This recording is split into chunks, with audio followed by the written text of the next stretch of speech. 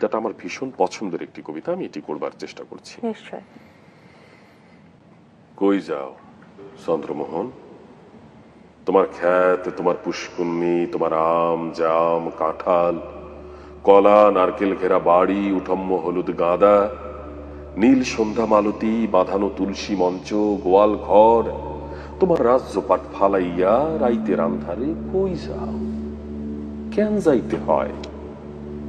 বক্রেশ্বর পণ্ডিতের কথা মনে পড়ে। দাপর যুগ সমাপ্ত হইলে প্রজাপতি ব্রহ্মার পৃষ্ঠদেশে অধম্মের জন্ম হইল। মিথ্যা হইল অধর্মের সহধর্মিণী, দম্ভ তাহাদের পুত্র। দম্ভ আপন সহদরা মায়াকে বিবাহ করিল এবং তাহাদের লোভ নামে এক পুত্র জন্মগ্রহণ করিল। লোভ ভগিনী গমন করে, ফলত তাহাদের ক্রোধ নামে এক পুত্র এবং হিংসা নামে এক কন্যার জন্ম হয়।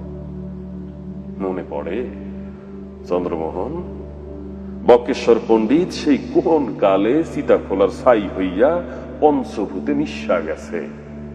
কথা মিশে নাই, মুনি ঋষি বাণী তো জগতে রইয়া যায়।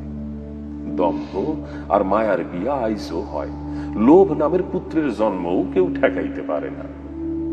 তাই তো চন্দ্রমোহন, রাইতের আন্ধারে 14 পুরুষের ভিটা ছাইরা নদীর জলে চক্ষের জল মিশাইয়া নির্বাসনে যাইতে হয়। ভাইসা যায় গো, নদীর জলে প্রতিমা ভাইসা যায়। বড় দুঃখ চন্দ্রমোহন, বড় কষ্ট, তবু মাটির বড় মায়া। রাত নাই দিন নাই, মাথার ভিতরে বুকের ভিতরে খালি পাড় ভাঙে, নদী খালি কলকল কলকল কলকল কইরা বইয়া যায়। চন্দ্রমোহন, মনে পড়ে আশ্বিন মাসের সেই পূজা। ভরা বর্ষার আন্ধার রাইতে মাঠ বিল ভৈরা লণ্ঠনের আলো, কালো কালো মানুষের হাতে ট্যাটা আর কোচ, মাছ জলের জিন বড় তর পায়। আহারে মাছ! সেই নদী মনে পড়ে চন্দ্রমোহন, বর্ষার নদী, আশ্বিনের নদী, কাশবন, শীতের পিঠা, নবান্ন মনে পড়ে। তবে তবে কই যাও চন্দ্রমোহন, রাইতের আন্ধারে রাজ্যপাট ছাইরা কোন নির্বাসনে যাও নদীর জলে চক্ষের জল মিশাইয়া?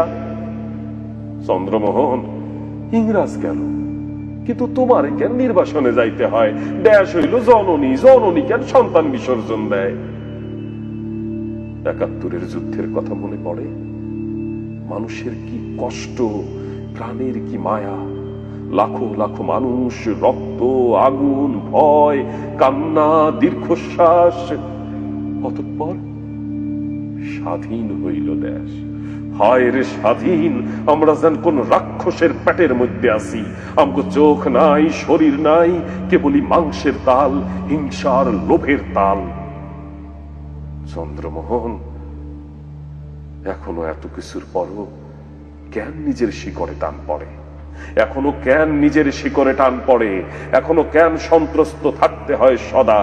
দেশ তো স্বাধীন, তবুও কেন তুমি হও ভীত?